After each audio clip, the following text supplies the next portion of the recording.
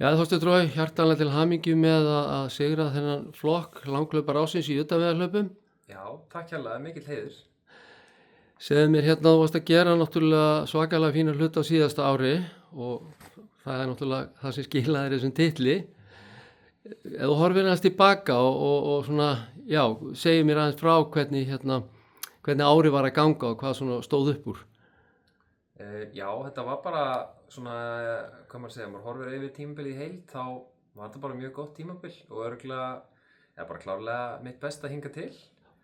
Þannig að það er gaman að vera svona ennþá að bæta sig og ennþá að safna í reynslubankann og læra eitthvað nýtt á hverju ári og bara svona, já, verða betri hlaupari með hverju árinu.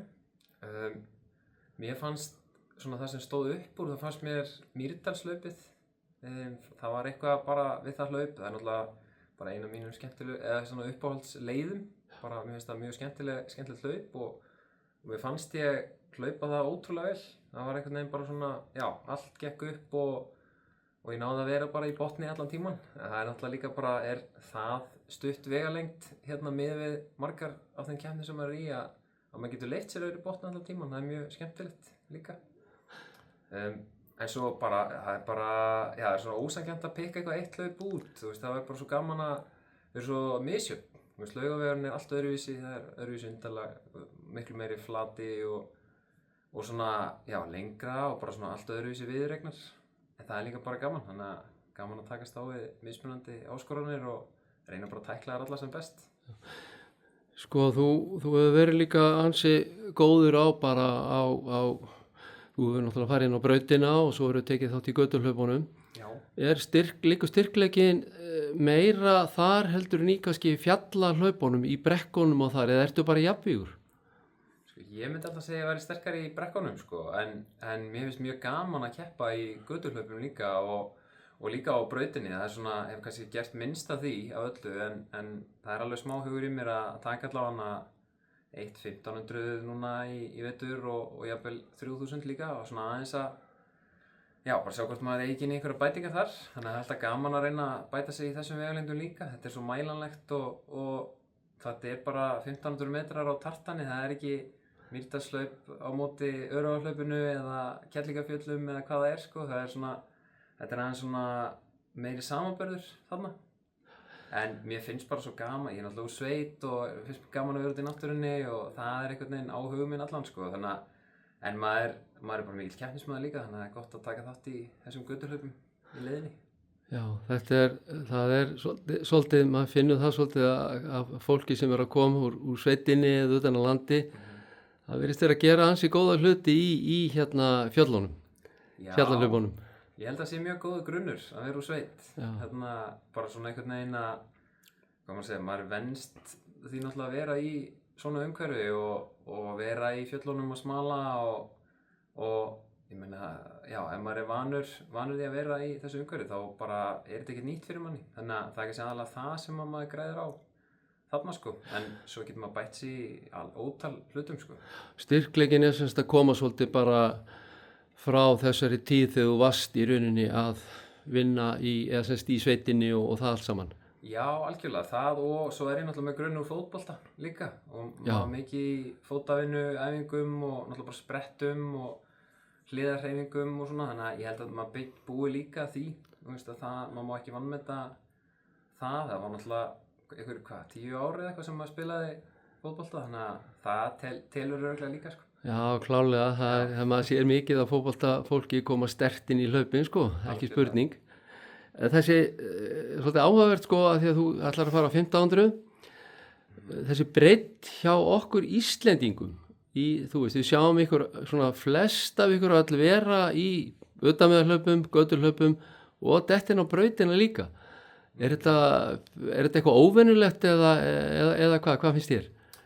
Nei, alls ekki. Maður sér alveg þessar bestu utanvegarhlaupara, bara bestu hlaupara í heiminum í okkar sporti fara líka og keppa á götunni og hamra 5 km götuhlaup og jafnvel fara í 3000 metra á brautinni og svona, já, prófa sig áfram í þessum vegalengdum. Þú veist, það er alveg mikilvægt að vinna í hraðanum líka þó maður sé að keppa í löngum vegalengdum. Bara til þess að, þú veist, hlaupa aðeins betur og rétta aðeins meir úr sér. Maður er svolítið, boginn og beygður í þessum fjöllum og það er svona kannski ekki fallegasti stílinn, þannig að ég held að sé mjög mikilvægt að æfa þetta líka. Og það verður líka bara auðveldara að hlaupa aðeins hægar ef maður hleypur svolítið mikið hratt. Herðu, svo er það árið í ár. Það hljóta að vera einhver plön hjá það núna, gera eitthvað skemmtilegt, fylgja eftir þessum góða árangri. Getur þú sagt okkur eitthvað frá því? Já, sko aðal markmiðið svona eins og allavega, og ég veist að það breytist nú ekki, það er bara Evrópumeistaramótið í Slóveníu. Ég var valinn í hópinn sem að fer þangað í byrjun júní, núna næsta sumar, þannig að það er klárlega svona stærsta markmiðið í ár. Mjög spennandi braut, hún er 53 kilometrar og 2500 hæðametrar rúmir og fer ekki upp í háfjallaloft sem ég er mjög ánægður með. Það er alveg áskorun fyrir okkur Íslendinga ef við þurfum allavega að aðlaga okkur fyrir það til þess að vera samkeppnishæf sko. Þannig að það verður bara, já, ótrúlega spennandi verkefni og ég mun lengi langa að fara til Slóveníu, þannig að þetta er bara, ég held að hugurinn fari alveg allur í það núna sko. Og eitthvað íslensku hlaupu líka svona til þess að byggja upp keppnisþjálfun og fleira? Algjörlega, það er, ég er nú skráður í Laugaveginn og ég reikna með að vera að fara þangað, það er líka hentar vel eftir EM, ég held að sé 5 vikum eftir, þannig að það er svona góðu tími til þess að ná aðeins að hvíla sig og svona, hvað maður segja, tjúna sig upp fyrir Laugaveginn líka. Svo reikna ég með að fara allavega í Akrafjallið. Það er á svo frábæran tíma í byrjun árs og ótrúlega gott svona tune-up hlaup fyrir fyrstu keppninnar einhvern veginn, svona fyrstu stóru keppninnar, þannig að maður horfir svona á það meira kannski eins og æfingarhlaup. Og svo verður þetta kryddað með alls konar svona æfingarhlaupum, en það er svona, ég er aðeins farin að velja hlaupin mín öðruvísi en ég gerði. Ég keppti bara í öllum, mér fannst það svo gaman og maður keppti alltaf bara til þess að keppa alveg all out. En núna er þetta svona meira að maður er að stilla upp einhverjum kannski 3-4 stórum vörðum yfir sumarið, setja allan fókusinn á það og leyfa hinum frekar að vera svona æfingakeppnir. Þú veist, maður er ekki að hvíla fyrir keppnina og fer bara, tekur þetta eins og laugardagsæfinguna sem maður hefði eitthvað sem hefur farið á, en ekki það með sagt að maður gefi ekki alltaf allt sitt í keppnina. Það er bara svona að maður horfir aðeins öðruvísi á þetta sko. Já, svona lokum, áttu eitthvað svona gott ráð fyrir hlaupara sem eru svona kannski að stíga sín fyrstu skref eða eru bara búin að vera lengi en já, vantar eitthvað svona kannski til þess að, eitthvað ráð til þess að ná betri árangri? Já, sko, ég held ég myndi alltaf segja, bara hvort sem þú ert byrjandi eða lengra komin, að reyna að halda í gleðina í sportinu eins lengi og getur.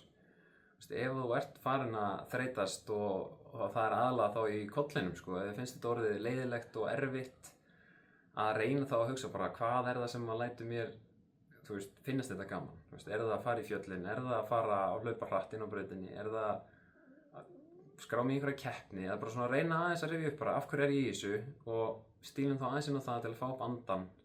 Og þegar það er alltaf, ég held að það sé alltaf númer 1, 2 og 3, þú veist, og svo kemur árangurinn sko. Þannig að það er ekki hægt að láta árangurinn vera, hvað maður segja, hvatan.